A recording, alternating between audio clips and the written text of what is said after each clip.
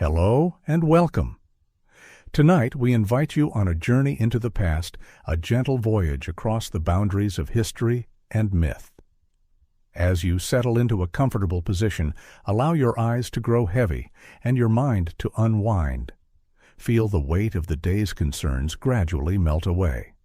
Take another slow breath, and as you exhale, consciously release any tightness in your body.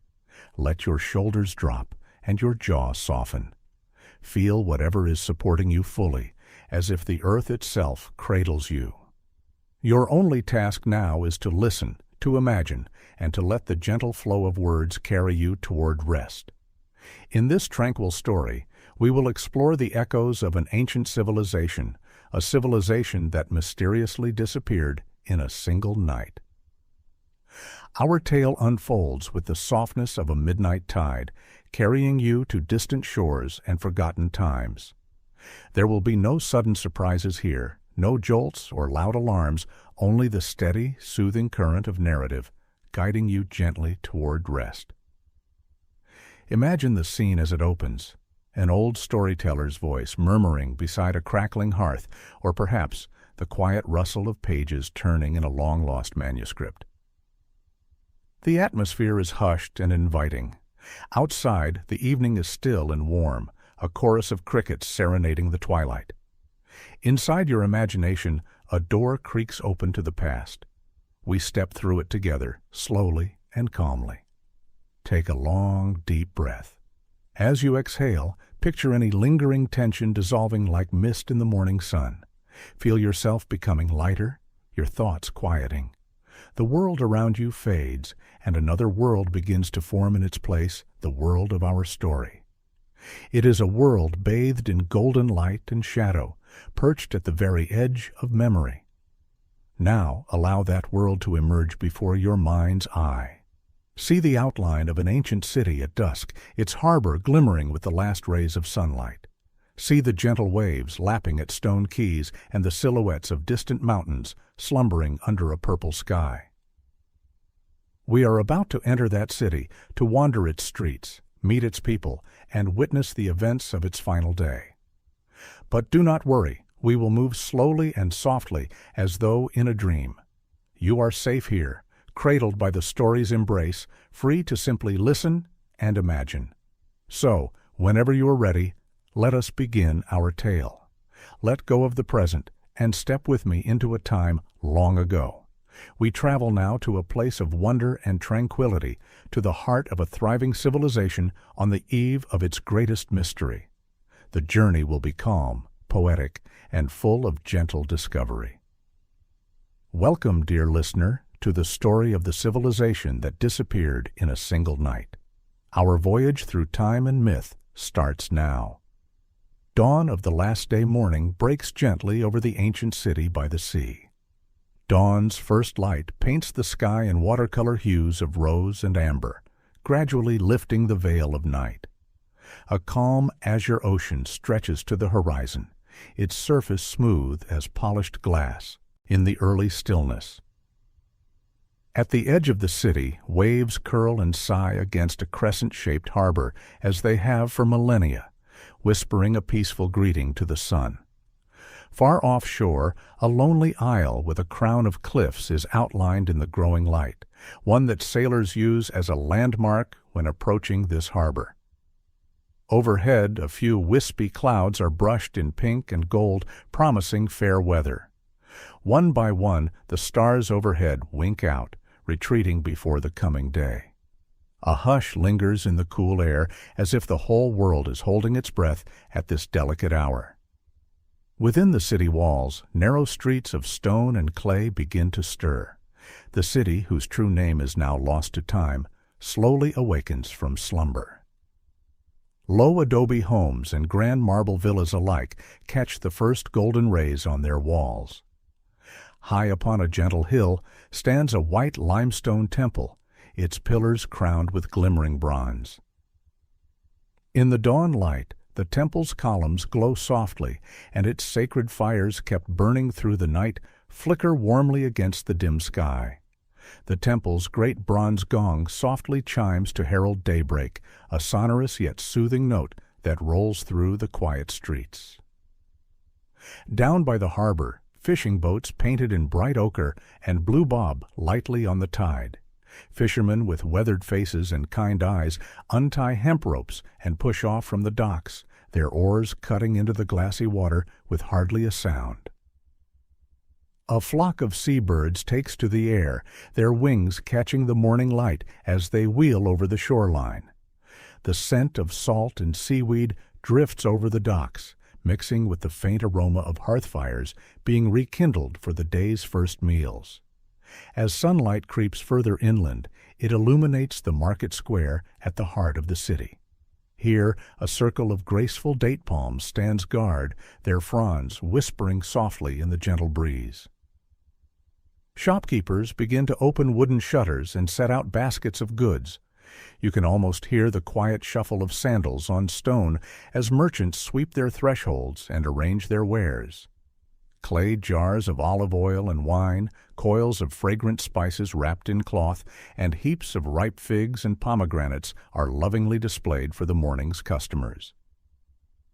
A few early risers wander through the square, exchanging polite nods and murmured greetings that echo slightly in the calm emptiness.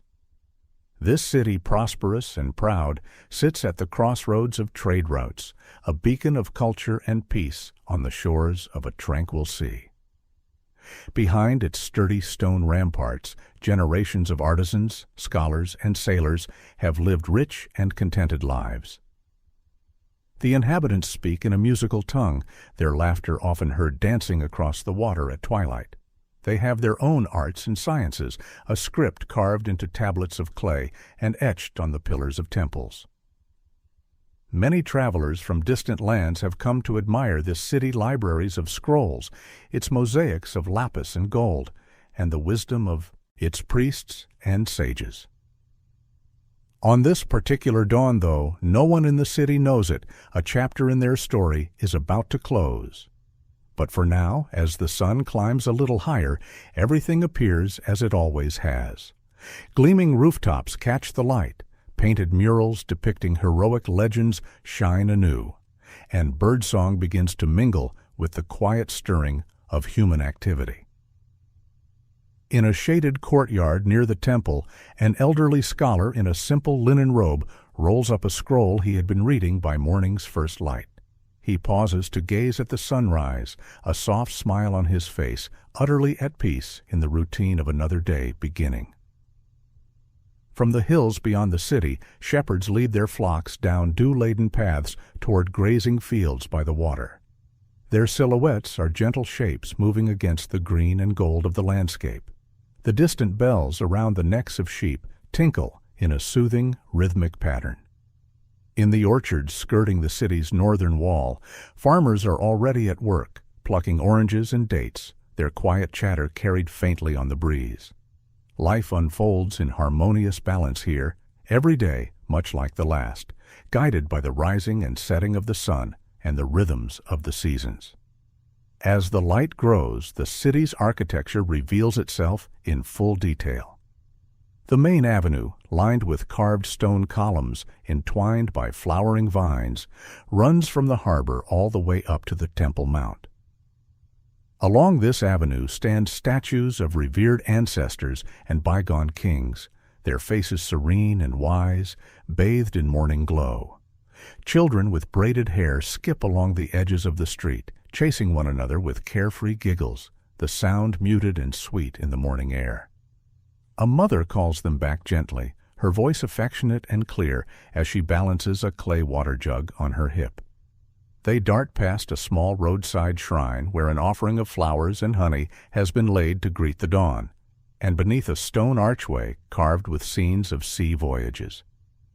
The city's architecture is a graceful blend of art and function, sturdy stone foundations supporting white-plastered walls that glow in the early light, and red-tiled roofs overlapping like fish scales. A gentle breeze sighs through the lattice windows of upper floors, carrying the scent of jasmine from courtyard gardens. Even the alleys and lanes off the main avenue hold beauty. A mural of dancing dolphins painted along a bakery wall, a flowering vine curling around an old well. Everywhere one looks, there are touches of care and craft, the legacy of generations who built this place with love. In a quiet home nearby, a grandmother grinds grain to make the morning bread, while a sleepy child rubs his eyes and watches sparrows flutter on the windowsill. The simple moments of daily life proceed with gentle purpose. All around is tranquility and normalcy. The city is alive, yet quiet, as if the very soul of this civilization savors these early moments of the day, calm and untroubled. From the open doors of a workshop comes the faint tapping of a mallet on stone, a sculptor already at work carving a frieze depicting sea gods and mythical creatures that have watched over this city for ages. From a nearby home drift the notes of a lullaby as a mother soothes a fussing infant back to sleep after dawns, interruption the melody, ancient and tender. There is an air of timelessness here. The people of this civilization trust in the stability of their world. The idea that anything could change so suddenly or so completely has never entered their minds. Why would it? The sea has always been their ally, bringing trade and abundance. The earth has always been solid beneath their feet, the hills yielding fruit and ore, the climate gentle and kind. They live in a balance forged by generations of respect for nature and the gods. If small tremors of the earth have occasionally visited in years past, they were mild and momentary nothing to give lasting concern. If the sea has occasionally sent high waves during winter storms, the sea walls and canals, skillfully built by their engineers, have always kept the city safe. As the sun lifts higher still, the shadows shorten and the morning matures. Warmth begins to seep into the stones underfoot, and the fragrance of baking bread now wafts from several hearths and ovens. The baker's apprentice pulls flatbreads from the clay oven in a little bakery off the main square, stacking them in a basket. A young boy eagerly waits outside for the first loaf of the day, trading a handful of fresh figs for the warm bread, which he carries home wrapped in a leaf, its aroma filling the street. By now, the city is fully awake, but still unhurried. Neighbors converse softly as they go about their chores, and the marketplace starts to see a few more patrons moving among the stalls.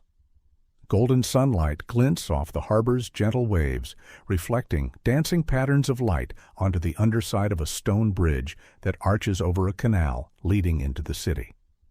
Everything is touched by a sense of order and peace. In this golden dawn, it is almost impossible to imagine that anything could ever be amiss in this world. The city basks in well-being, surrounded by gentle seas and fertile lands, protected by the patronage of its gods and the wisdom of its people. It is a jewel of civilization content, confident and secure. As you picture this serene morning, allow each detail to settle softly in your mind. The warmth of the sunlight, the soft sounds of life awakening, the feeling of safety that pervades every street and home. In this moment, nothing matters except the simple beauty of life as it unfolds naturally. Let yourself wander these streets in your imagination. Feel the smooth stone under your feet, warmed by the sun. Hear the distant laughter of children and the whisper of the sea breeze through palm fronds. The city welcomes you, and you become a quiet observer of its morning routine, perfectly at ease. And so, the last day of this civilization begins, not with fanfare or foreboding, but with the same gentle normalcy that has graced countless days before. The stage is set, bathed in sunlight and hope. We linger here for a while, in the comfort of the dawn, savoring the precious ordinariness of life that, in hindsight, is more fragile than anyone knows. Midday in the ancient city. The sun climbs toward its zenith, and the gentle buzz of activity in the city grows. Midday in this ancient city is warm and golden. The once long shadows of early morning have contracted beneath the feet of market stalls and colonnades. A comfortable hum of life permeates the air, never frantic or hurried, but purposeful and content. In the central market square, the pace has quickened just a little, as more villagers from the countryside arrive, with goods, and more townsfolk venture out to shop and socialize before the day grows too hot. Under a striped canvas awning, a fruit seller fans herself lazily with a palm frond. Her stall is piled high with oranges, grapes, and melons. A curious honeybee flits among the fruits, drawn by their sweetness. The fruit seller's young daughter sits cross-legged beside the baskets, dozing in the warm air, a half-eaten fig resting in her small hand. Nearby, two old friends sit on a low stone wall, sharing a mid-morning meal of bread, cheese, and olives. They speak in low, pleasant tones about the calm weather and their hopes for the season's harvest. Their voices intermingle with the soft background of the square, the clink of pottery, the gentle barter between customers and merchants, and the occasional bleat of a goat tethered by a shop. At a potter's stall, an artisan shapes wet clay on a spinning wheel, his foot maintaining a slow rhythm on the pedal. His hands, strong yet deft, coax a graceful vessel into existence from the ochre clay. A small crowd gathers quietly to watch the bowl take shape. The potter's face is one of serene concentration. Pottery is both his livelihood and his meditation. When he pauses to dip his hands in water, the onlookers offer appreciative smiles and then drift on, satisfied by the simple wonder of creation they've witnessed. Over by the docks, the harbor is now lively with midday activity. A trading ship from a far-off land has arrived earlier in the morning, and its crew unloads crates of goods onto the quay. The sailor's skin is tanned by many suns, and they speak in a foreign accent, smiling as local children gather around wide-eyed to watch exotic cargo being revealed. From one crate, a trader lifts a bolt of fine indigo cloth, its color as deep as twilight. From another, jars of spices are opened, releasing the perfume of cinnamon and cardamom into the salt-tinged air. The harbor master, a dignified man with a tablet and stylus in hand, oversees the process, marking inventories with practiced calm. Even the task of commerce here carries an unhurried grace, each action measured and meaningful. Seabirds perch along the rigging of moored ships, occasionally squawking as if commenting on the day's proceedings. A few fishermen mend their nets in the shade of a boat's hull, threading fibers with slow expertise.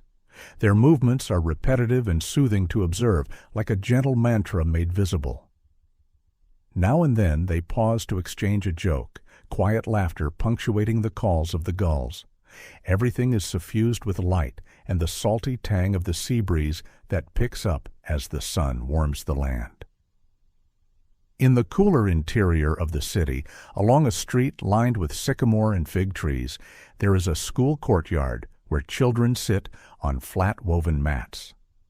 Under the dappled shade of an ancient olive tree, a teacher with kind eyes and graying hair traces symbols in the sand with a thin stick.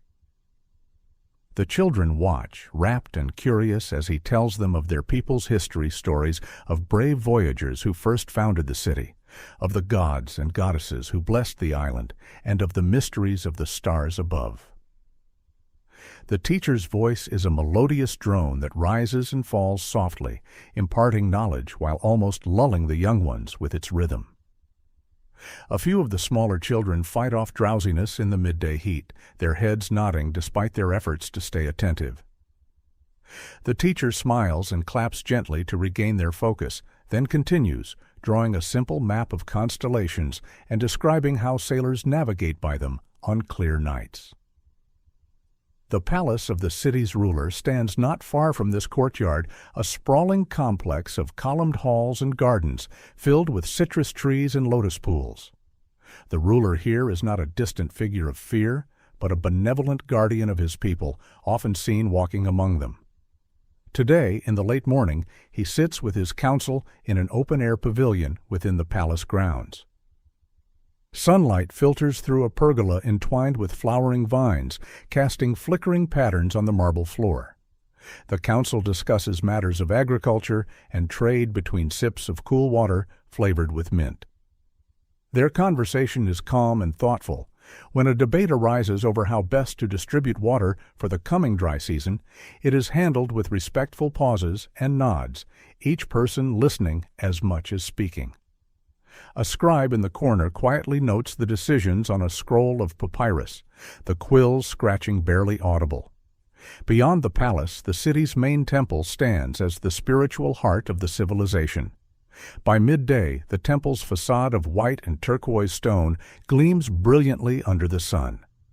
Atop its peaked roof, copper adornments shaped like sunbursts reflect light, signaling a kind of communion between earth and sky.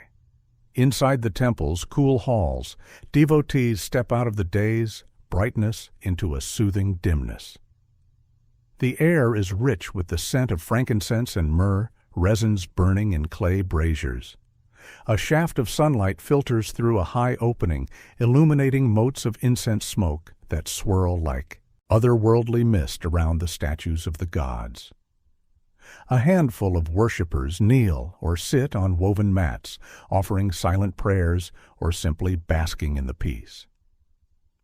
A priestess in robes of sea green moves quietly through the hall, tending to oil lamps that cast a gentle glow in the alcoves. She leaves a small offering of flowers at the feet of a statue depicting the ocean god, the city's patron deity, revered for blessing them with calm seas and bountiful fish. The statue is ancient, carved from deep green serpentine stone. Its expression is tranquil, with eyes closed as if in eternal meditation. The priestess murmurs a blessing for the city and its people, her words echoing softly against the vaulted chamber.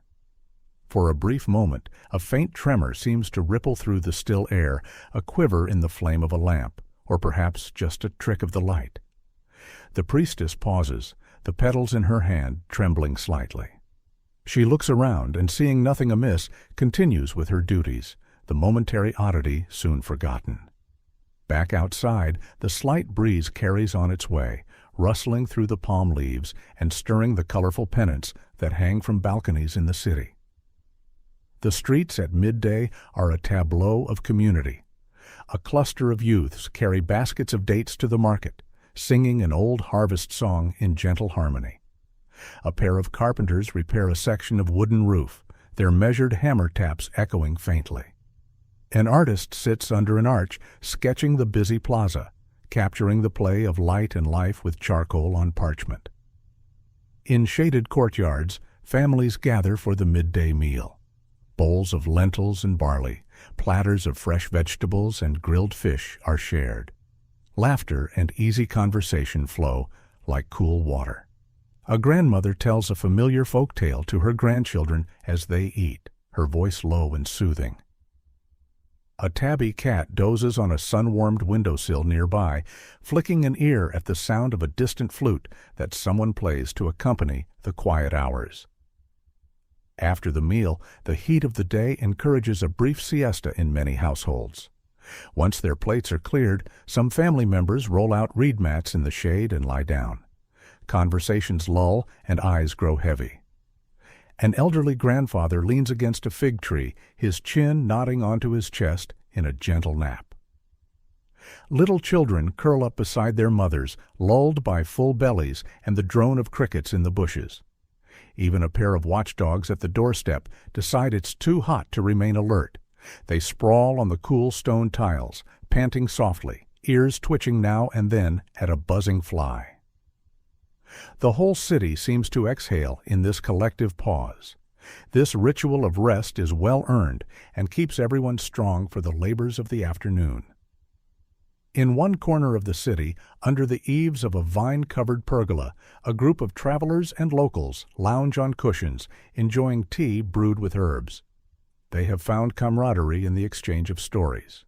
One traveler, a sailor from a distant archipelago, speaks of islands where volcanoes rise majestically, spitting fire, a tale that fascinates his listeners, for such fiery mountains are unknown on this gentle isle.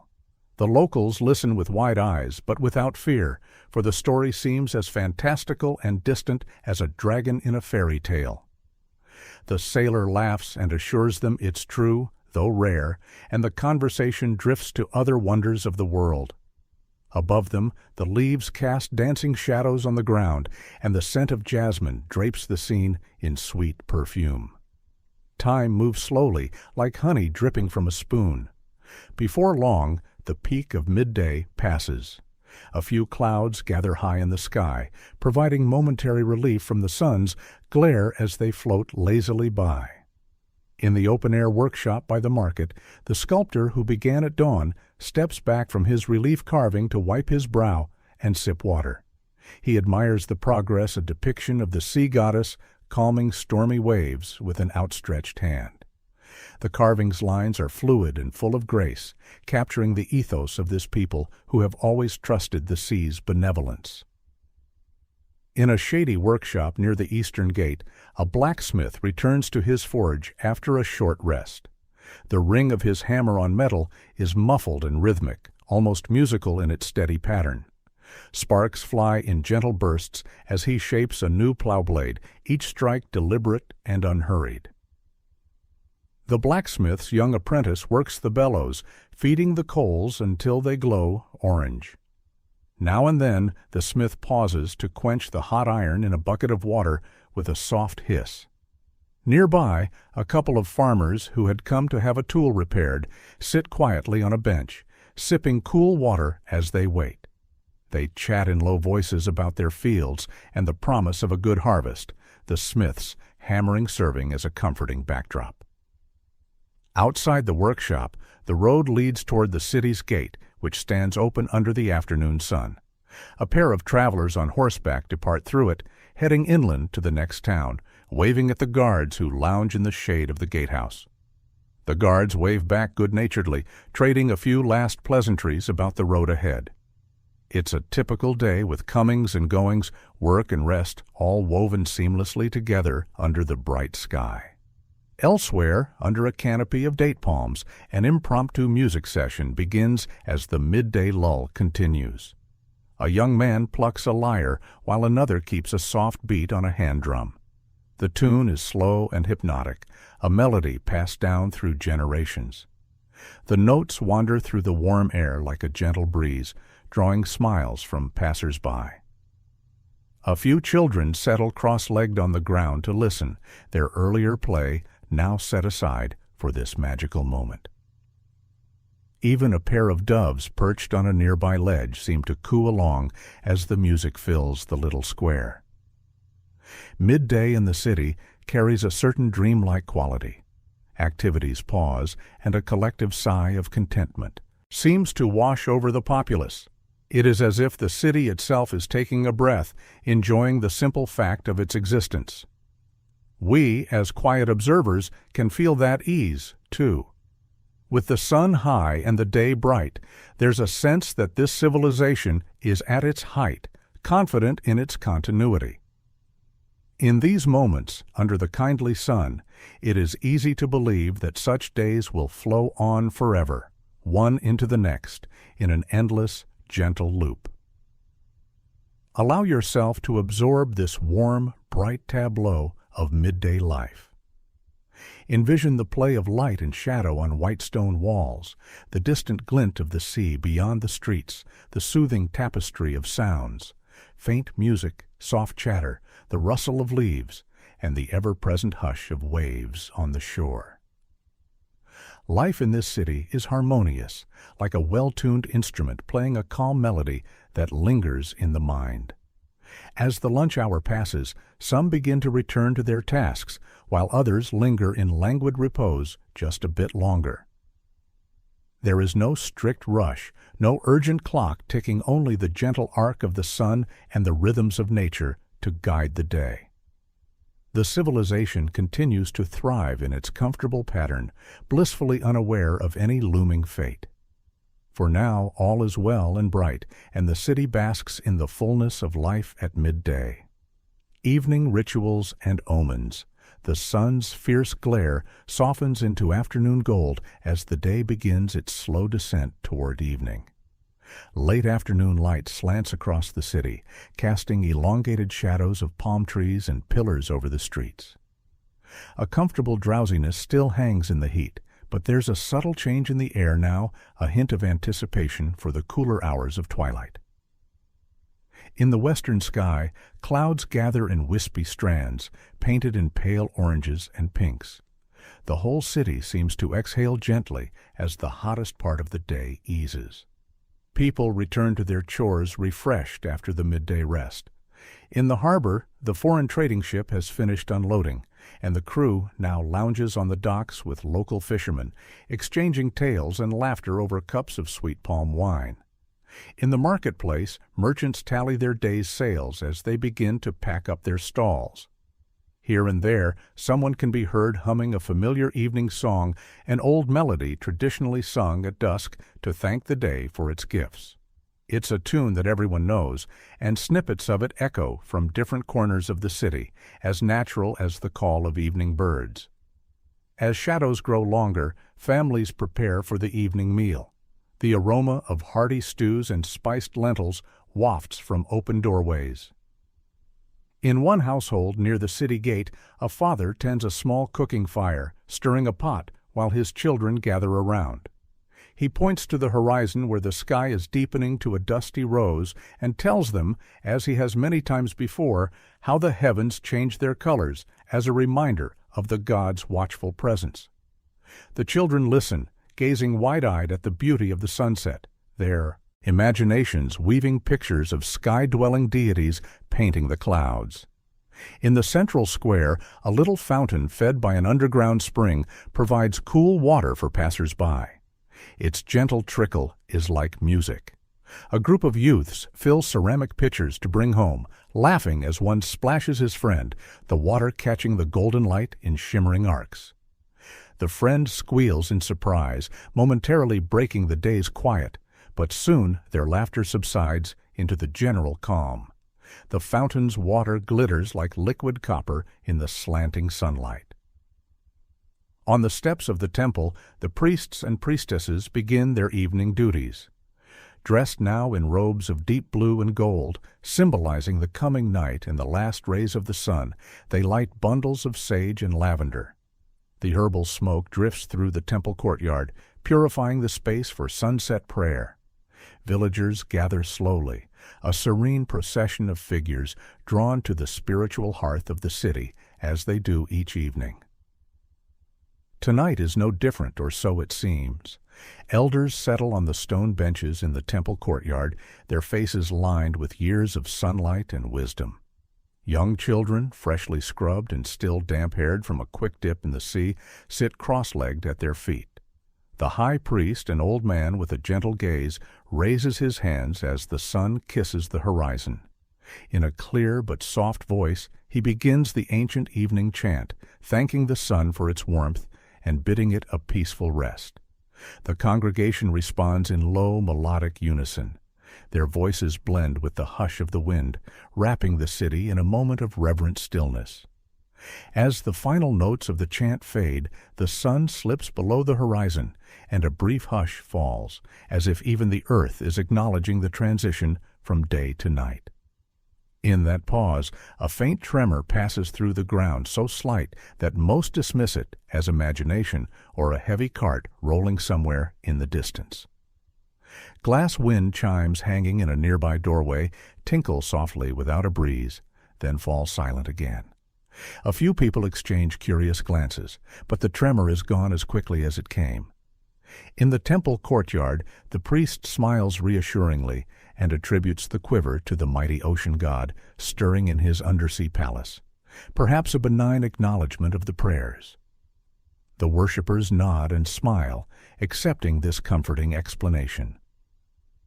Small tremors are not unheard of here, after all, and none have ever brought harm. Yet a few animals seem on edge. Outside the temple gates, a pair of horses tethered to a cart paw at the ground and snort. Their driver pats their flanks absent-mindedly, calming them as he listens to a friend's joke. Along the shore, the usually raucous gulls are strangely quiet, many having already flown inland to roost earlier than usual. An old fisherman notices the unusual silence of the birds and furrows his brow, recalling a saying passed down from his grandfather. When the gulls go silent, the sea holds its breath. He casts his gaze out to the gently rippling bay, sees nothing amiss, and shrugs the feeling off. The water this evening is blushing with the reflection of the dusk sky, utterly serene. Whatever unsettled him is easy to forget in the face of such tranquil beauty. In the eastern sky, twilight unfolds in shades of violet and indigo. One by one, the first stars peek out, timid and twinkling. Venus, the evening star, glimmers brightly above the horizon, casting a tiny path of light on the sea. The moon, a slender crescent, appears as a silver boat drifting in the sky's vast river. As darkness slowly deepens, households light terracotta oil lamps in their windows and doorways. Little pools of warm light dot the city, like grounded stars, ensuring that the night will be guided by gentle illumination. Now the temperature cools pleasantly, and more people venture outdoors to enjoy the evening. On a terrace overlooking the harbor, a mother and grandmother sit together, weaving baskets, their fingers moving nimbly in the lamplight. They speak in low tones about the day and plans for tomorrow, a visit to a relative in the next village, the coming birth of a neighbor's baby. The grandmother pauses, feeling a slight ache in her knees. The weather, she thinks, and glances at the darkening sky. Unexpectedly, she sees a shooting star streak across the heavens, leaving a brief silver trail. She gasps quietly in delight and points it out to her daughter. They make a wish together, smiling. It's considered a lucky omen here, the sky offering a sign of hope. They do not notice high above another faint streak of light, and another like a subtle celestial drizzle. It might be an auspicious meteor shower, or perhaps the cosmos trying to whisper a warning that falls beyond human understanding. Elsewhere, finishing touches are made for the night's social gatherings. In the same courtyard that hosted children's lessons in the morning, neighbors now gather for an evening storytelling circle. Mats and cushions are laid out.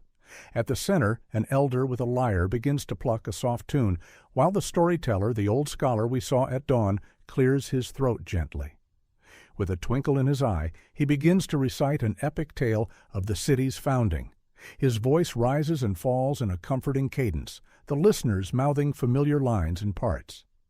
It's a story of a great voyage, of how their ancestors were guided to this very shore by the stars and by a dolphin that swam ahead of their ships, a beloved legend that reassures them of their special place in the world. Tonight, however, the scholar embellishes the tale with extra wonder. He spins a tale of how, long ago, the ancestors of this city journeyed across uncharted waters in search of a new home.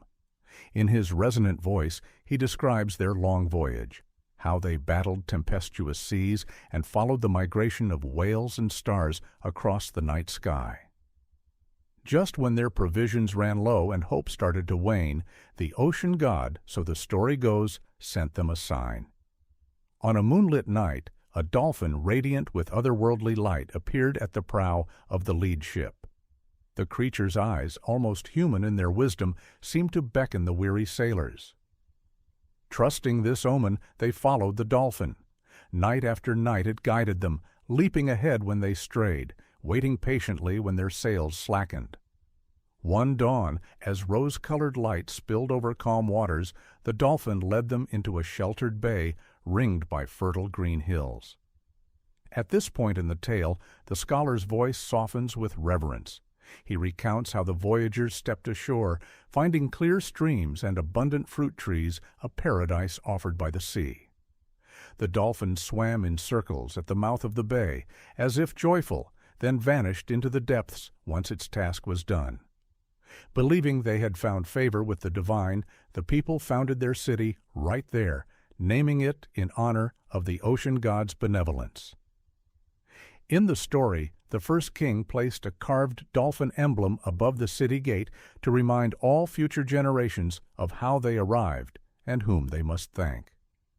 The listeners around the storyteller smile at this part of the legend, some unconsciously touching small dolphin pendants on their own necklaces, heirlooms passed down through families since those legendary days.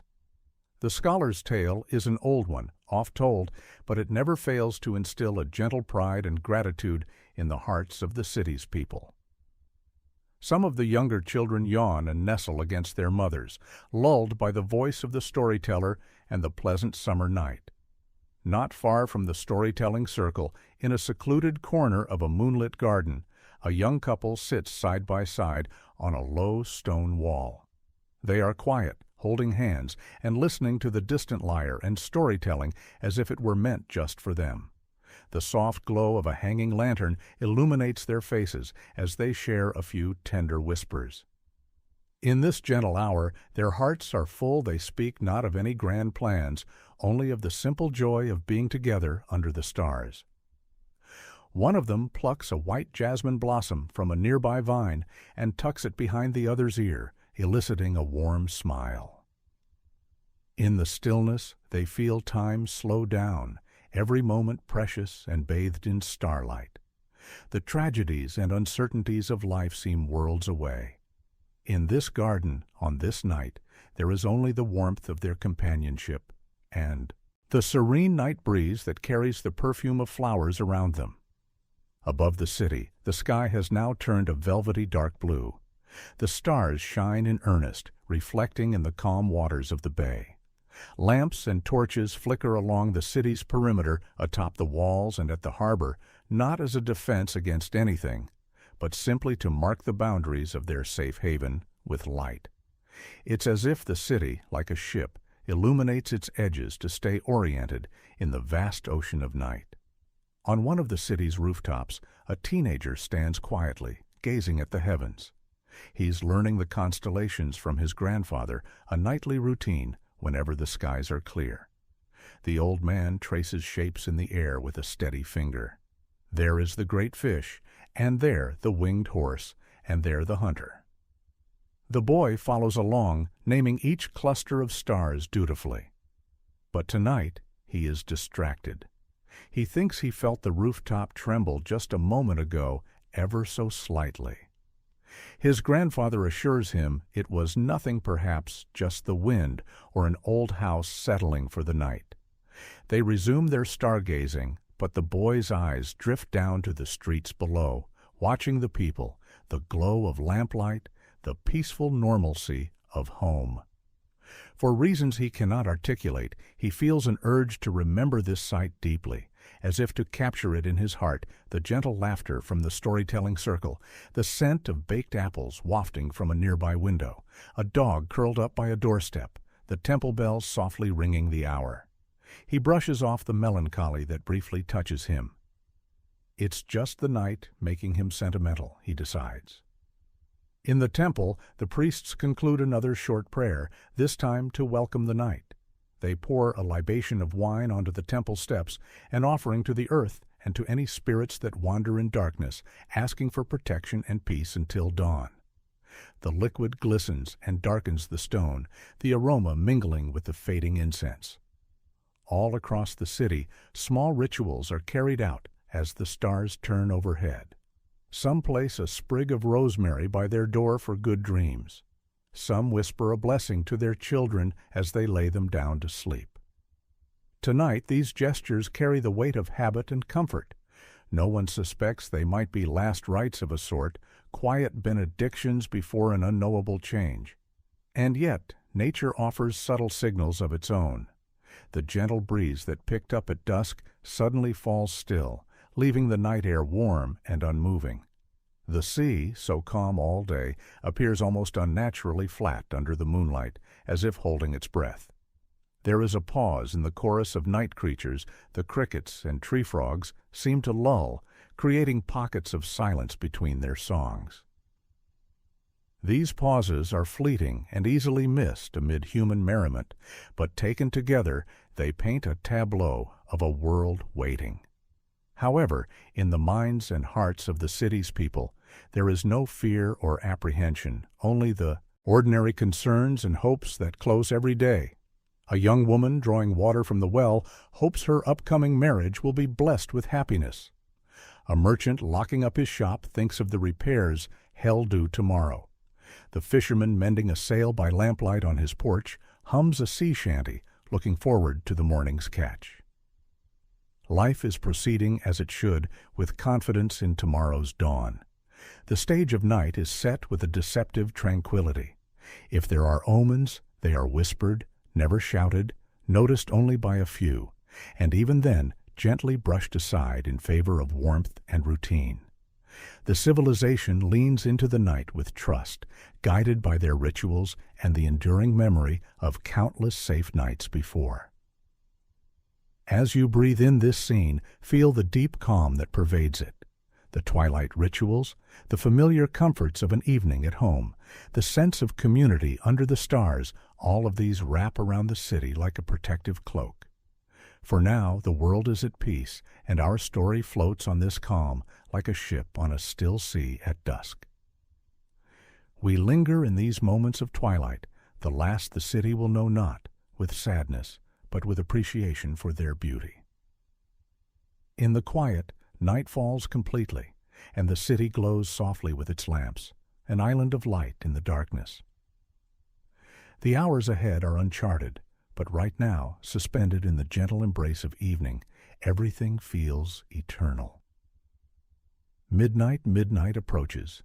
Most of the city sleeps, cradled in the false security of the warm, starry night. Only a few souls remain awake. A guard pacing the city wall, humming to himself under the moon. A midwife checking on an expectant mother by lamplight. The old scholar who finished his storytelling and now jots notes on a tablet in his study, unable to sleep on such a beautiful night. The city is quieter than quiet, a deep stillness that feels almost sacred. The hush is so profound that the faint crackle of embers in a dying hearth or the distant call of an owl in the hills can be heard distinctly in the air. Night of the vanishing. Suddenly, the earth gives a warning. A low rumble rises from beneath the ground. It begins softly, as if the earth were clearing its throat after ages of silence. The vibrations stir pebbles in the streets and cause the hanging oil lamps to sway gently. Light sleepers frown and shift on their mats, not fully waking, their dreams perhaps incorporating the distant growl. The guard on the wall pauses mid-step, thinking he imagined it. The old scholar's quill pen rolls off his desk from the subtle shudder. He stands up, heart quickening, yet tells himself it's just a minor tremor. Such things pass. Moments later, the ground's discontent grows. A stronger trembling jolts through the bedrock, this time unmistakable. Walls creak, an unsecured cup tumbles off a shelf and shatters on a floor. The guard sees the defensive torches along the wall quiver and hears the wooden gates rattling on their hinges. Alarm prickles in his chest. From various homes, confused voices begin to call out in the darkness. Windows open, people look around at each other, lamplight spilling onto the streets. The tranquility of the night is broken by uncertainty. Before comprehension can settle, the true quake arrives sudden and violent. The ground convulses in waves. Earthquake, a roar like 100 thunderstorms erupts from the earth itself. Buildings sway as if drunk, stone and timber strain against the unimaginable forces. In the temple, the great bronze bell clangs spontaneously, its peal chaotic and unbidden. In an instant, panic replaces peace. Dogs bark frantically and bolt into the night. Birds roosting in the rafters explode into flight with frantic cries, even though darkness surrounds them. People stumble from their homes, trying to steady themselves. The shaking is so intense that some cannot remain standing. They collapse to hands and knees on the buckling ground. The elderly priest from the temple clings to a pillar as his beloved sanctuary shudders. He watches in dismay as fine cracks race up the white marble walls. With a thunderous crash, part of the temple's cornice breaks off and falls into the courtyard, sending up a cloud of dust. Still half asleep and disoriented, families huddle together in the open, eyes wide with fear reflecting in the sporadic lamplight. Mothers clutch children tightly, whispering prayers over their heads, voices nearly lost in the cacophony of grinding stone and earth. For some eternal-seeming minutes, the quake continues its onslaught. The entire island feels as though it is being shaken by a giant hand. Out in the harbor, the waters churn, sloshing far back from one shore and then surging in another. The trading ship moored at the dock yanks hard against its ropes. One rope snaps with a loud crack like a whip, and the ship's hull bumps against the quay as if trying to escape to open water. The sailors aboard hold on to anything secure, shouting to one another in alarm. Fish leap in the disturbed shallows of the bay, sensing the upheaval. Then, just as abruptly as it began, the earthquake ceases. The ground gives a final shiver and becomes still. In the stunned silence that follows, the people of the city remain frozen where they are, hearts pounding, ears ringing from the sudden quiet. A baby's wail breaks that silence, and like an alarm, it triggers a collective murmur of human voices. There is crying, prayers, calls of names as families try to account for each other in the darkness. Dust from dislodged bricks and plaster hangs in the air, illuminated by the moon and starlight, now that many lamps have been extinguished by the chaos.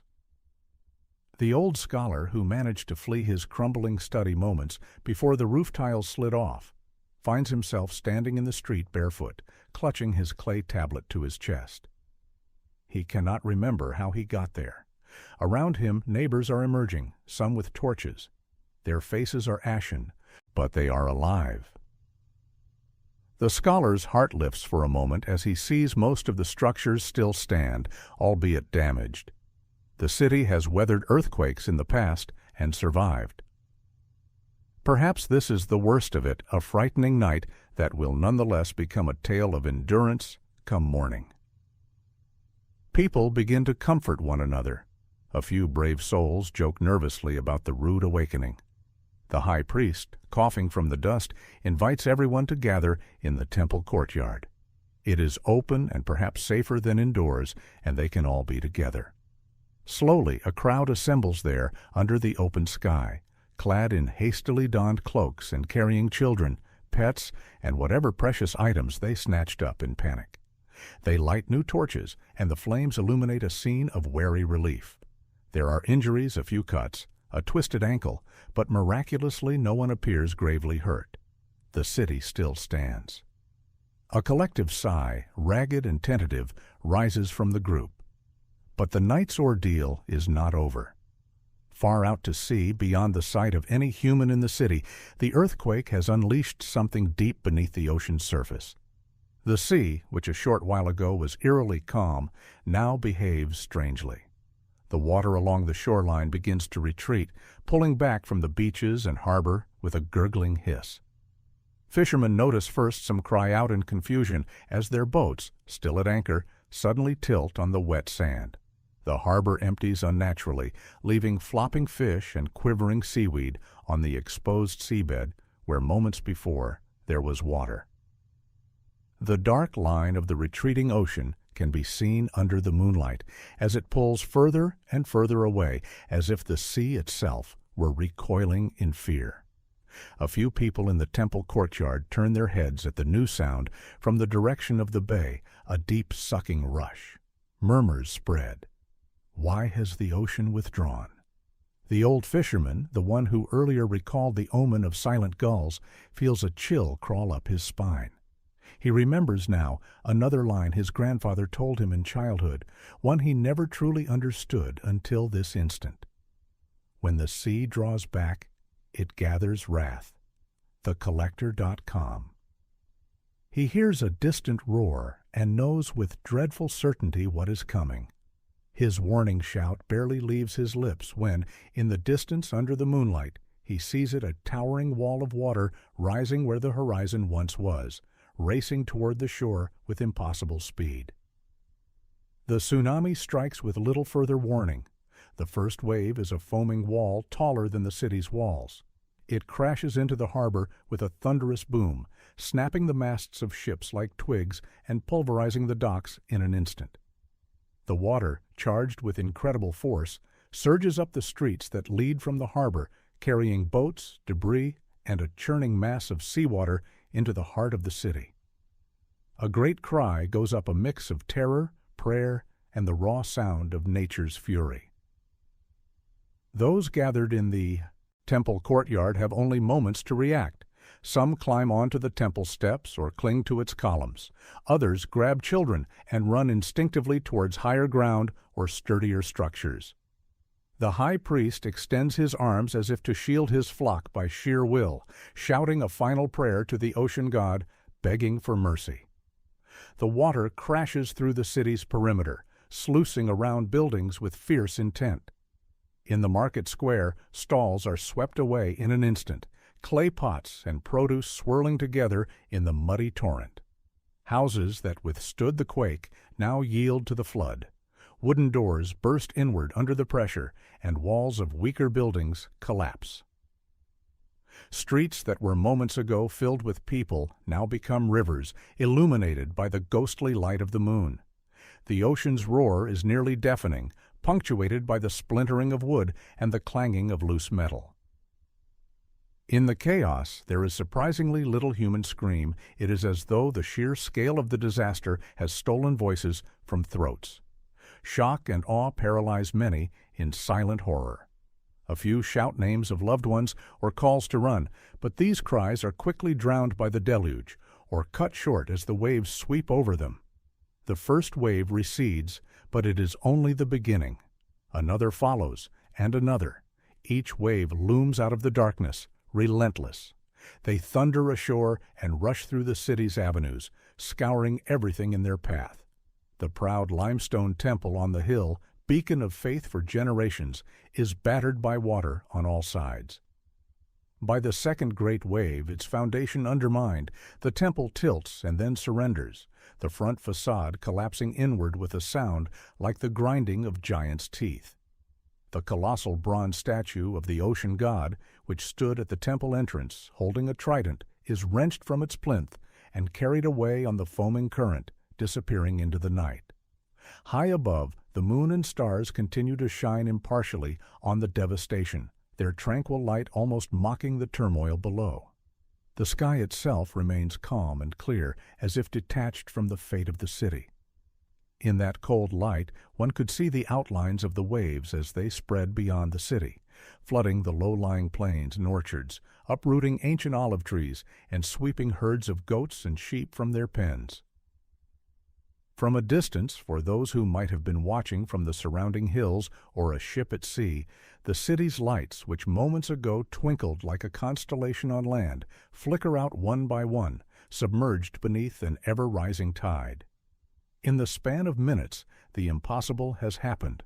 The vibrant, living city is being erased. Structures that stood for centuries are broken and submerged. The people who laughed and loved under the sun just hours earlier are now lost in the darkness and chaos of the flood. A final tremendous wave, higher and more forceful than those before, crashes onto the shore with an impact, felt as a tremor in the ground. It engulfs the highest point of the city, the very hill where the temple stood, and for a moment the entire city is under roaring black water. When that last wave withdraws toward the sea, it drags with it an unimaginable load, timbers of houses, roof tiles, market stalls, and the countless tokens of daily life bowls, garments, toys, tools all mixed into a swirling soup of destruction. And then the waters settle, rising back to reclaim their normal place. But now, nothing is normal. Where once there were neat streets and buildings filled with light and life, there is now a great, dark lagoon. The outlines of the city are blurred, broken, gone. Only a few jagged remnants of walls poke above the water's surface, like tombstones in a graveyard lagoon, soon to be smoothed by silt and seaweed. The waves continue to ripple outwards into the night, as if carrying news of what transpired to distant shores. The ocean, which the city's people once trusted and revered, has taken everything. The proud civilization has vanished, swallowed whole by the very element that nourished it for so long. Then, as if satiated, the sea grows calm again. The storm of motion ceases. In the eerie stillness, one can hear water dripping from what few surfaces remain, and the faint crackle of fires where oil lamps have been scattered and extinguished. But mostly there is silence, a heavy, uncanny silence over a landscape fundamentally altered. The night that was once filled with music, laughter, and life is now vast and empty. Somewhere far off, atop a coastal ridge just beyond the city's reach, a handful of survivors stand trembling and soaked, having scrambled up in desperation as the water pursued them. They are fewer than can be counted on fingers, eyes wide with shock as they stare down at what should have been their home. There is nothing but an expanding, dark sea, gently lapping at the edges of broken land. The city is gone, as if it had never been. No fires, no lights, no structures intact. A woman among them lets out a wail of grief that echoes into the emptiness. Others simply sink to their knees in mute disbelief, tears streaming down their faces. The civilization that had thrived that very day has perished in the course of a single night. The transformation is absolute and irrevocable. The ancient memory of this place, its culture, its achievements, now teeters on the brink of oblivion, saved only by the fragile recollections of those few who witnessed its end and survived. As the darkest hours of night proceed, the sea settles back into its age-old rhythm, whispering against the newly formed shoreline as if in apology. The worst has come and gone. There is nothing more to fear tonight, only the quiet and the slowly calming heartbeat of the ocean. As you exhale, imagine the waves smoothing out the rough edges, silt settling over the broken stones, and the moonlight bathing the water in silver, as if to soothe the wounds of the earth. The city has passed into memory and myth, disappearing in a single night, an event almost too vast to comprehend, yet we will try to make sense of it in the reflections to come. The silent dawn. Dawn breaks once more, but this dawn is unlike any before. The eastern sky begins to pale from charcoal to gray to a gentle pink, heralding the sun's approach. A profound silence holds over the landscape, as if the world itself cannot yet voice what has occurred. Where yesterday a proud city stood greeting the morning, now there is an expanse of calm water and debris shimmering under the first light of day. On a hillside overlooking the bay, a small band of survivors sits huddled together. Through the cold hours of the night they remained awake, stunned into silence, or quietly weeping in each other's arms. Now, as the sky brightens, their eyes search the scene below with desperate hope. But as light spreads, it reveals the truth in merciless clarity. The city is gone. In the gentle morning haze, they see a few fractured outlines under the water, perhaps the top of a once tall watchtower jutting at an angle, or the upper arch of a stone gate, now only peeking above a new waterline. A mosaic of roof timbers and thatch drifts in a wide arc along what used to be the main street. Farther out, a capsized fishing boat floats belly up, tangled in the broken branches of an uprooted palm tree. The harbor is unrecognizable. The protective arms of the breakwater have been erased, and the shoreline has changed shape, carved anew by the waves. The survivors slowly make their way down the slope to the water's edge in the growing light. They move like sleepwalkers, feet heavy, hearts heavier. No one speaks. There are no words yet formed for this. Where they stand at what used to be the city's outskirts, gentle surf now laps at their toes, as if it were a beach and not a road. The sea is deceptively innocent, glinting with the colors of sunrise. One young man wades a few steps into the water, calling out a name, his brother's name again and again, voice cracking, though he knows no answer will come. His call echoes over the quiet water, then fades. The morning air carries a strange scent, a mix of salt, wet earth, and shattered cedar wood from the ruins. A mist begins to lift, revealing more of the devastated panorama. The grand temple on the hill that had been the city's crown is entirely gone, its stones scattered. Of the marketplace, only a few larger stones of the central fountain remain, now half submerged in a new, shallow lagoon that reflects the soft sky. It is as if the heart of the city has become a mirror, holding only the image of dawn clouds where once life bustled. Birds begin to return with the daylight, cautious gulls and terns circling above the water, crying out as if in mourning. A pair of swallows alights on a floating roof beam, bewildered but quick to seize the quiet moment to rest their wings. Nature is already beginning its reclamation. The survivors notice fish darting in the clear shallows over what once were their streets.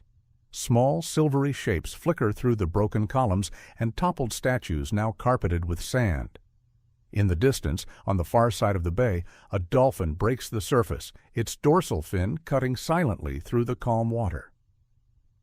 It seems impossible that such tranquility can coexist with the immense sorrow hanging in the air. One elder, wrapped in a tattered shawl, falls to his knees at the shoreline and cups the seawater in his hands. He lets it pour out slowly, mingling with his tears on the wet sand.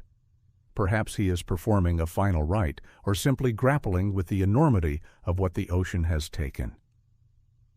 Another survivor, the priestess from the temple, stands with her eyes closed and face uplifted to the sky, murmuring a soft chant, maybe a prayer for the departed souls, maybe a plea for guidance. Her once immaculate robes are torn and stained with ash, and her hair, usually bound neatly, hangs loose in the morning breeze. Yet in her voice there is a note of steadfast devotion. Even in ruin, she seeks communion with the divine.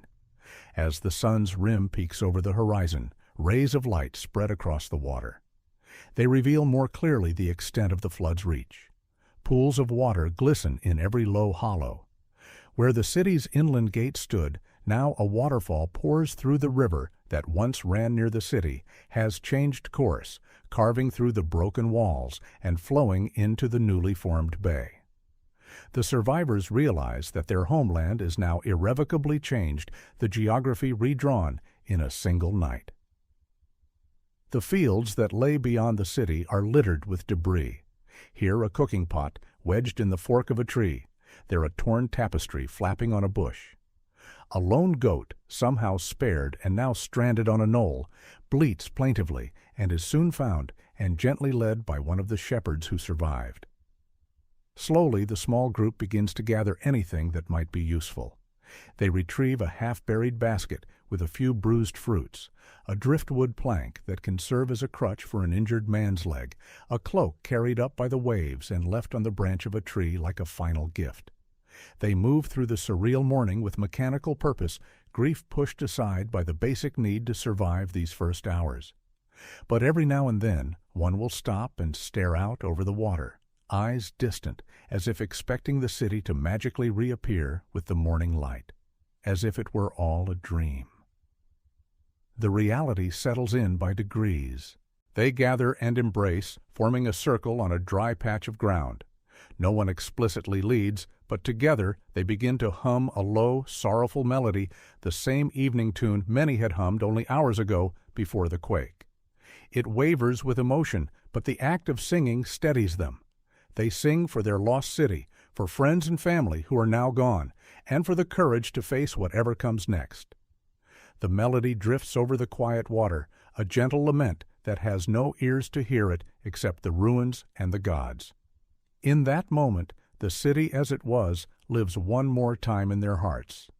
Each survivor pictures a scene from the day before, a loved one's face, a familiar street, the way the sun glinted off the temple dome at midday, holding those memories tenderly, like fragile glass.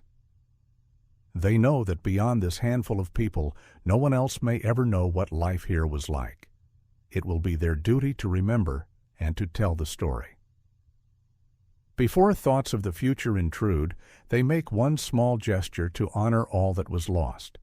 At the highest point of the ridge, they gently stack a mound of stones, a cairn to mark the memory of the city beneath the sea. One by one, each survivor places a stone, some murmuring a name or a prayer as they do. When they finish, the rough pyramid of rock stands as a humble monument against the sky, catching the first rays of sunlight. It is far from the grand temples and monuments that once graced their home, but in its simplicity, it holds their love and remembrance. Only then, with this act of closure, do they turn to face the day and the uncertain path ahead. Quietly, they begin to discuss the practical matters of where to go and what to do, voices hushed and respectful in the presence of such loss. They will likely travel to neighboring villages that were far enough from the shore to remain untouched. Perhaps they will split up, each joining relatives or friends in different places, carrying the tale of what befell their city. As they talk, the initial shock in their eyes gradually gives way to resolve a determination to survive and to keep the memory of their home alive. On the hillside, the sun's rays reach the scattered wildflowers and grasses, igniting them in a golden glow. It's a reminder that the world beyond the city still turns and thrives. A butterfly even flutters past, incongruous in this scene of devastation, yet a small symbol of life's continuity. The survivors take comfort where they can. One mother, who has lost her home but saved her 2 young sons, points out the butterfly to them, her voice gentle. The little boys, still in shock, manage faint smiles as they follow its path upward. The mother silently thanks the heavens for this small mercy that she did not lose everything. As the morning advances, a subtle stirring can be felt in the survivors. They gather and embrace each other once more, sharing strength in their unity. They have the sun to dry their clothes, a little food and water to sustain them for the day, and each other for comfort. The rest will unfold in time. They know that by nightfall they will be on a different hill or road, looking for shelter, perhaps building new lives one day at a time. But they also know they will never forget this night or the city that raised them. Take a moment to breathe in this scene. The clean morning air after the storm, the hush over the waters that now entomb the city, the soft murmurs of the survivors forging onwards. Let the image impress itself softly in your mind, not with horror, but with a kind of reverence for the fragility and preciousness of civilization and life. The city's story has not ended after all. It lives on in these people, in their hearts, and soon in their tales. As the silent dawn transitions into day, we too prepare to leave this scene and follow the thread of the story beyond the immediate tragedy, into the realm of memory, myth, and meaning. Beneath the waves. With the passage of time, the ocean tenderly claimed the lost city, turning tragedy into a scene of quiet underwater grace. Beneath the gentle waves, the remnants of the sunken civilization lie in eternal silence, now home to schools of fish and delicate coral. In the days and weeks following the disaster, silt and sand settled like a shroud over the destroyed buildings. The seawater, which had raged so violently that night, resumed its usual clarity and calm. Sunlight pierced the water by day, illuminating the ghostly outlines of streets and plazas on the seabed. There, below the surface, columns that once held up roofs now stand broken and half-buried, softened by swaying fronds of seaweed. Statues of gods and heroes, toppled from their pedestals, lie on their sides watching only the wordless drift of aquatic life. An entire civilization's physical form rests in this submerged realm, slowly being woven into the fabric of the sea. At first, the scene was one of ruin. Splintered wood, shards of pottery, and heaps of stone were strewn where currents left them. But as seasons turned, the ocean began its work of healing and transforming. Algae crept over carved reliefs and mosaics, painting them green. Tiny coral polyps attached themselves to the edges of fallen temple stones, budding and branching into reefs that added new colors: orange, red, purple, to the sunken cityscape. Schools of fish found refuge in the nooks and crannies. Iridescent blue damselfish dart through broken windows of what was once a merchant's home. Shy groupers lurk in the shadow of a collapsed archway. The city's avenues, once filled with footsteps, are now navigated by gliding sea turtles and curious eels that peek out from holes in the old city wall, which lies partially toppled like a breached hull of a great ship. Over time, the sharp edges of destruction were rounded by the gentle persistence of water. Fragments of roof tile and marble statuary became encrusted with barnacles, their original forms blurred and made abstract. The Yamai Sea, it seems, has a way of erasing the violence of the past and creating a new, softer narrative. What were once piles of debris turned into artificial reefs teeming with life. The temple ruins became a submarine garden, its remaining pillars coated in lacy sea anemones that wave in the current, and its altar stone now a perch for sponges and starfish. In the play of undersea light, filtered gold and emerald, the ruins have an almost holy serenity, as if the temple's sanctity endures beneath the waves. No human eyes beheld this transformation for a very long time. The survivors of the city moved inland or sailed away, carrying their memories with them and leaving the ocean to guard what was left. The sight of the city was avoided by those who knew of it, some out of respect, others out of fear that the place was cursed or haunted by the spirits of the drowned. And so, for many years, the ruins slept in darkness and light beneath the sea, undisturbed except by the gentle play of currents and the visits of sea creatures. Sometimes, during especially calm weather, the sea above the city is eerily smooth, like polished glass. On such days, if one were to sail over the spot and peer down into the crystalline water, faint shapes might appear below symmetrical lines that do not belong to nature. Perhaps the outline of a paved road or the round rim of a sunken well would reveal itself.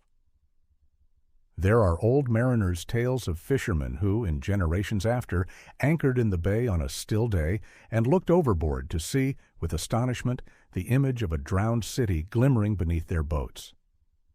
They spoke of seeing marble floors under the sea or the roofs of houses beneath the water, their fishing nets catching on strange stonework. Some even claimed that, on a clear morning, they could make out the shadowy form of a temple and the broken-off statue of a giant, arm outstretched, just beneath the waves. These accounts were whispered in taverns and around campfires, dismissed by many as fables or imaginings, yet they held a kernel of truth. Centuries later, similar stories would inspire curiosity and quests to find the lost city beneath the sea. Indeed, the fate of Helic, a Greek city swallowed by the sea in 373 BCE, remained a legend for nearly 2 millennia before modern archaeologists confirmed its reality. TheCollector.com. For the ocean kept its secret well. From above, nothing immediately betrayed the presence of the lost civilization. The coastline had changed, and new sands and sediments hid the scars. Vegetation grew back on the adjacent hills, and birds nested in the cliffs, as they had for ages. Only the unusual richness of marine life in that area, a coral reef thriving in what was once a harbor, hinted that something lay below, providing a foundation in the depths. Underwater, the city's layout remained discernible to the patient observer. You could swim along what was once the main avenue, now a sort of valley between mounds of rubble and coral, and reach the central plaza where the fountain had stood. Even the fountain's basin survived, half filled with sand and home to a flamboyant lionfish that drifted in regal slow motion. In the silence of the underwater world, if one imagined hard enough, one could almost hear the echo of the fountain's water or the faint murmur of a marketplace. But these are just illusions, tricks of the mind in a place where human echoes were replaced by the clicks and whistles of dolphins and the distant haunting songs of whales passing through deep waters beyond. The transformation of the city into an underwater ruin shows the dual face of nature, destructive yet regenerative. The very waters that claim the city now protect and preserve it in a way. Wooden structures rotted away, but stone and metal remained, sealed in a cool, sunless expanse where time slows. Tablets of clay that sank into the mud remained there, perhaps intact and unread, waiting. Bronzes that tumbled into silt acquired the green patina of ages but kept their form. Had any written record survived the initial cataclysm, they might still lie buried in sediment, spared from decay by the oxygen-poor seabed. It's tantalizing to think that the songs, laws, or poems of this lost people could still be hidden below, sealed as if in a time capsule. Meanwhile, life goes on around the ruins. Generations of fish are born and die, never knowing that the structures they weave through were built by human hands. Storms occasionally buffet the area, stirring up sand and momentarily unveiling a mosaic here or a bit of statue there, only for it to be concealed again when the currents resettle. The city's artifacts become part of the marine landscape. A broken amphora becomes a nursery for octopus eggs. A fallen lintel provides a substrate for a colony of oysters. In death, the city gives life. Under a tranquil sunlit wave, a manta ray glides over the place where the council hall once stood, its great wings casting a fleeting shadow on the submerged foundations below. It moves without urgency, as if acknowledging the peace that now resides here. Not far off, the shadows of reef sharks occasionally slip by, patrolling the perimeter of what is now their domain. They pay no heed to the hints of right angles or carved patterns on the stones beneath them. To them, it is all just terrain. For the ocean, there is no lost civilization or tragedy. There is only a changed seafloor. The concept of sunken city is ours alone. To the sea, these are just new reefs, new hollows, new arrangements of matter. And so the years turn to decades, and decades to centuries, with the city resting in its aquatic grave, gradually fading from the memory of humanity, but simultaneously thriving in the memory of the ocean's ecosystem. It becomes a kind of Atlantis of its own, whispered of by storytellers, sought by the curious but largely left to the embrace of the deepthecollector.com. In this serene submergence, one can find a sort of bittersweet solace. The anger of that fateful night has long dissipated. In its place is a quiet, slow, and beautiful existence. If you close your eyes, you might picture it, shafts of sunlight dancing through green water onto ancient mosaic floors, the gentle sound of water currents where once footfalls echoed, the play of a curious dolphin where once children played on the docks. The city sleeps, but it is not a lifeless sleep. The sea has given it a second life, one devoid of humans, but full of the gentle activity of nature. As we float figuratively above these ruins in our imagination, there is a sense of peace. Tranquility has returned, albeit in a form no one expected or wanted. The civilization's physical presence, though ruined, has found a kind of harmony with the ocean. And in that, there is a message about the impermanence and resilience of all things, that what is built may crumble, what is alive may perish, yet in decay new life arises, and in loss something of beauty can still be found. So let us drift here a moment longer, envisioning the sunken city in all its quiet glory beneath the waves. It is a sight of contemplative wonder, sad, yes, but also mesmerizing and oddly comforting in its stillness. The city that vanished in a single night has become part of the ocean's eternal story. In the next part of our journey, we will follow how the memory of this place lived on in myths and tales told by those who never saw it, but felt its echo in their lore. For now, we gently take leave of the underwater ruins, letting them rest in the hush of the deep, while we carry onward the story that rises above the water's surface into the realm of legend. Myths and parallels. In the wake of the city's disappearance, the few survivors carried its memory with them to new places. Around campfires and in the halls of those who gave them refuge, they recounted the tale of the prosperous city by the sea that was lost in a single night. With each telling, the story took on the shape of a cautionary legend, sometimes attributing the catastrophe to the anger of gods or the fulfillment of an ancient prophecy. Over generations, details blurred and flourished. Some said the city had grown too proud and thus was cursed, others that it was simply an innocent paradise tragically undone by nature's whim. In time, the real name of the city was forgotten by outsiders, but its fate lived on in folklore, a haunting narrative of a great civilization swallowed by the ocean. This legend did not stand alone. Human history and mythology are replete with echoes of such events, as if deep in our collective consciousness lies the knowledge that even the mightiest societies are fragile before the elements.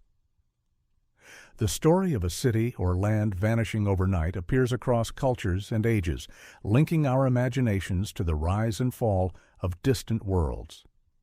Consider the tale of Atlantis, perhaps the most famous of these legends. First recounted by the Greek philosopher Plato, Atlantis was described as a powerful island empire that, after falling out of favor with the gods, was destroyed in a single day and night by earthquakes and floods. TheCollector.com. The proud island vanished under the waves, along with all its inhabitants. TheCollector.com, a fate uncannily similar to that of our lost city. Scholars through the ages have debated whether Atlantis was pure myth or a memory of a real event passed down. Some theories suggest it might have been inspired by actual disasters. One historical event often linked to the Atlantis story is the catastrophic Thera volcanic eruption that struck the Minoan civilization. The Minoans flourished on Crete and nearby islands, building advanced cities and palaces. Around 1600 BCE, the volcano on the island of Thera, modern Santorini, erupted violently, creating colossal tsunamis that ravaged Crete's coasts and TheCollector.com. It was a calamity of continental scale. Entire towns like Akrotiri on Thera were buried in ash, and coastal Minoan settlements were washed away. Though the Minoan civilization did not vanish overnight, the sudden destruction caused by the eruption and tsunamis likely inspired later generations to speak of a rich city or land lost to the sea. Indeed, many archaeologists and historians consider the Minoan disaster a prime candidate for the origin of the Atlantis legend. ExploreCrete.com, TheCollector.com.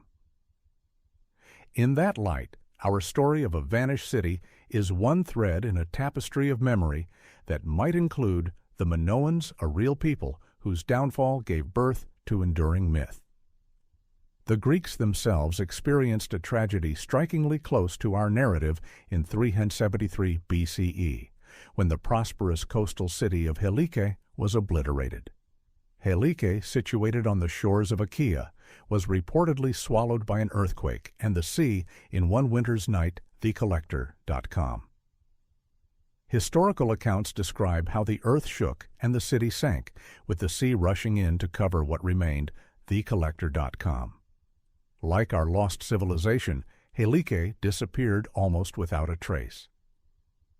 For centuries after, local fishermen claimed that on calm days they could see remnants of Helike's ruins on the seafloor columns, walls, even statues beneath the clear waters. During the Roman Empire, curious travelers sailed over the spot to gaze at the sunken city. Gradually, the area silted over, and its exact location was forgotten until the late 20th century, when archaeologists rediscovered Helike buried under sediment inland.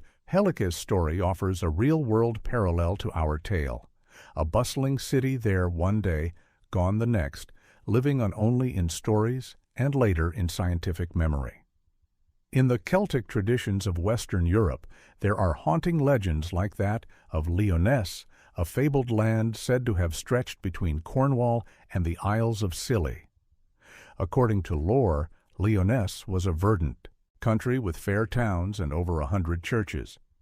In later tellings, it is said that due to either a terrible sin or simply fate, Lyonesse was engulfed by the ocean in a single night. A massive wave, conjured by a sudden storm, swept over the land, leaving only the peaks of hills as the scattered Isles of Scilly and one survivor to tell the tale.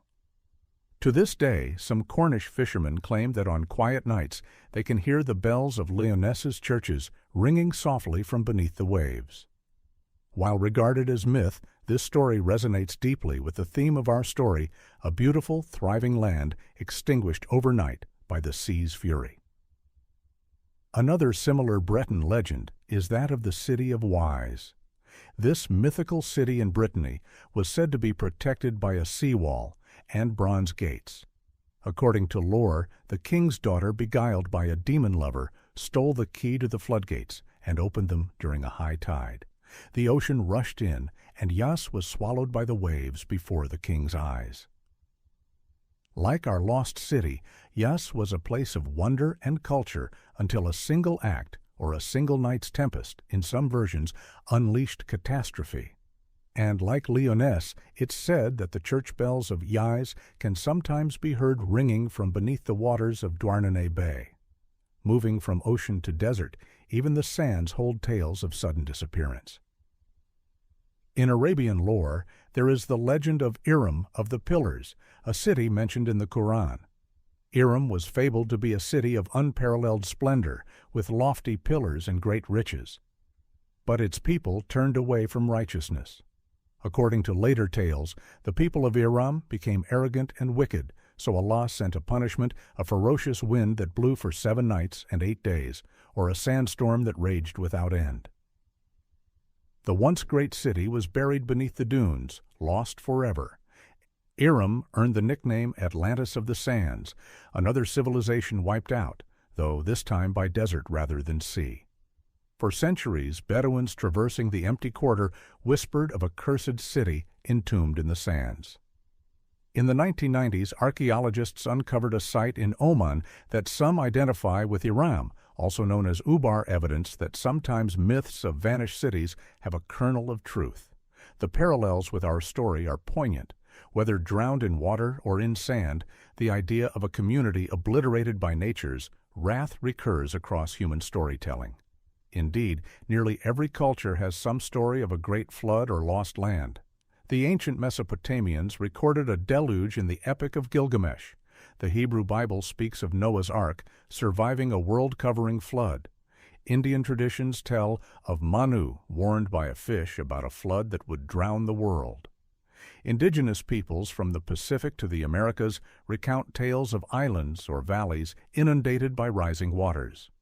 While these narratives often involve whole worlds or wide lands rather than a single city, they carry the same resonance, a realization that water, giver of life, can also reclaim life, and that civilization always lives with the possibility of dramatic change.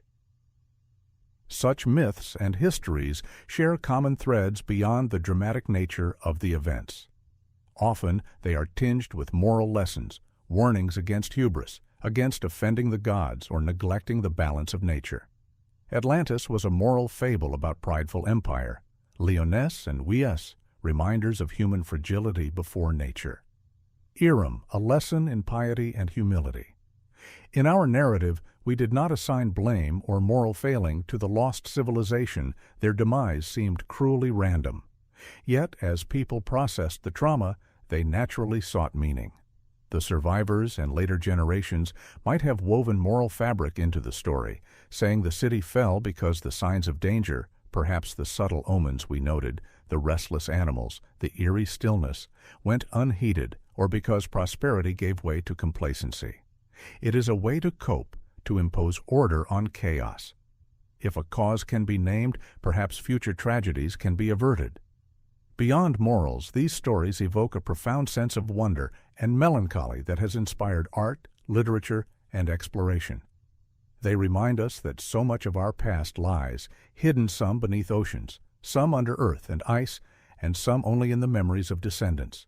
They connect to our deepest feelings about time and loss, that what is here today could be gone tomorrow, and yet not entirely gone if it lives on in story and memory.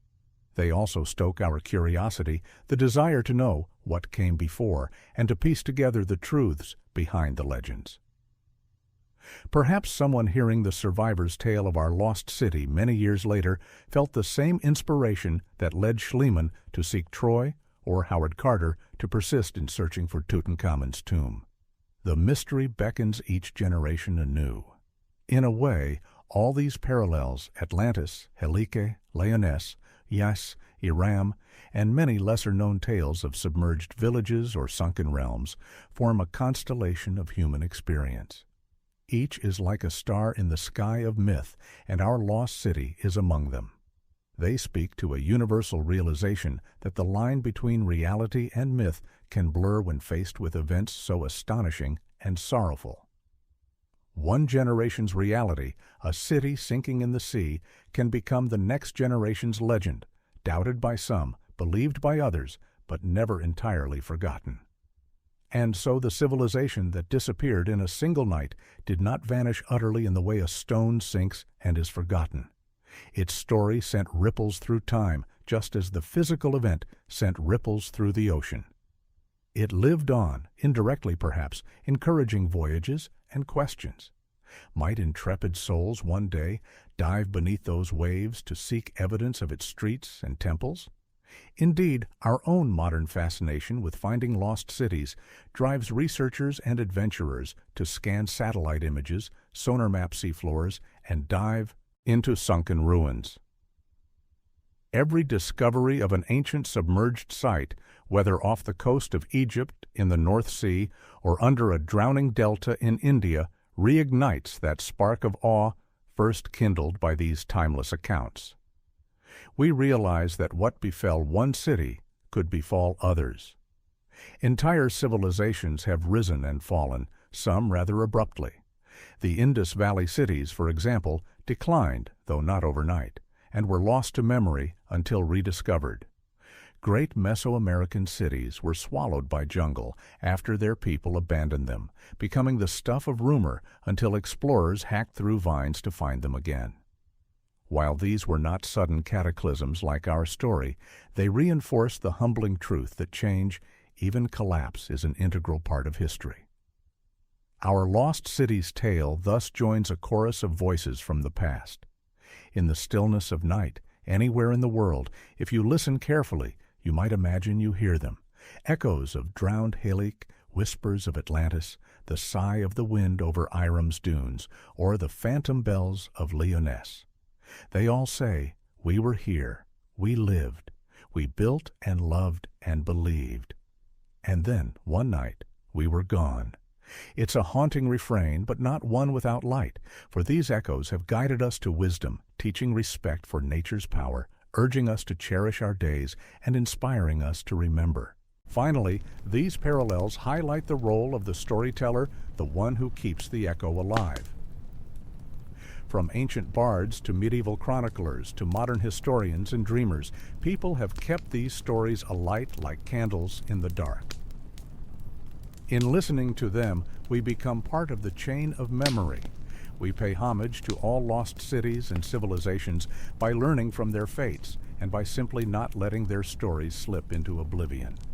And so, as we reflect on our vanished city, we recognize it is both unique in its details and universal in its themes. Its memory intertwines with Atlantis' grandeur, Halik's historical reality, Lyonesse's romantic tragedy, Yis' cautionary tale, and so on. The civilization's disappearance becomes more than an isolated incident. It is a symbol of impermanence, of the relationship between humanity and the forces of the earth, and of the resilience of narrative. With these myths and parallels woven into the fabric of our understanding, we prepare to leave the realm of history and legend and turn inward to what all of this means for us. In the gentle space between waking and dreaming, where you may find yourself now, these ancient voices mingle with our own thoughts. We will carry their lessons and solace into our final reflections, letting the resonance of their stories ease us further into tranquility. Reflections and conclusion. As our long journey through this tale draws to a close, we find ourselves filled with a gentle melancholy, but also a deep sense of perspective. We have walked the sunlit streets of a vibrant city, felt the tremors of its darkest night, witnessed its fall into the sea, and traced its echo through legend and time. In doing so, we've touched upon the impermanence that underlies all human endeavors, a truth at once humbling and oddly comforting. All things, even great civilizations, eventually transform. Yet nothing is truly lost as long as it is remembered. The people of our story are gone from the physical world, but tonight we have remembered them. We've imagined their laughter, their daily routines, their resilience, and their sorrow. In our minds and hearts, for a little while, they lived again. And through the myths and lessons they inspired, they have guided others long after they were gone. There is a profound continuity in that thought. That memory and story are bridges across the gulf of time, allowing the essence of those who came before to whisper to us, to teach us, and to be felt once more. Take a slow, deep breath now. Feel how your own lifetime is connected to this vast tapestry of human experience. We are the product of countless tales, some happy, some sad, many lost, and some remembered.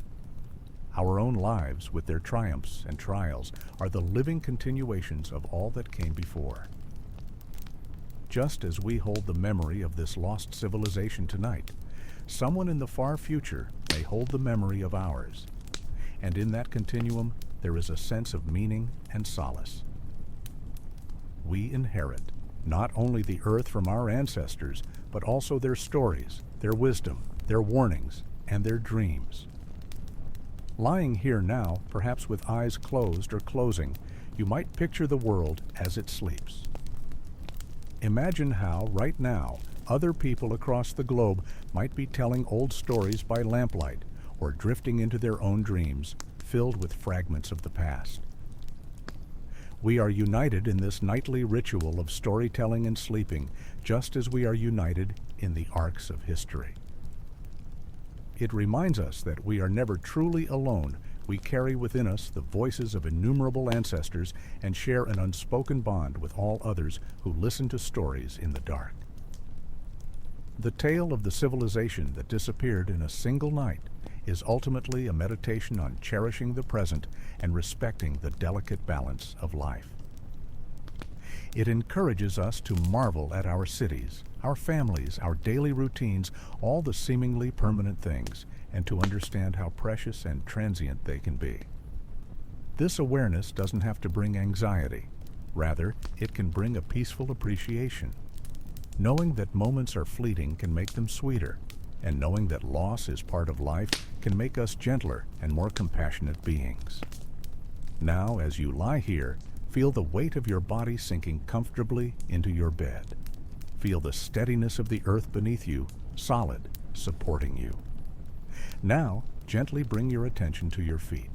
Allow them to soften, letting go of any tension. Then feel relaxation moving slowly up through your legs, easing your calves and thighs. Let your belly be soft, your breathing natural. Feel your chest open as you release any tightness there. Soften your hands and arms, your fingers uncurling.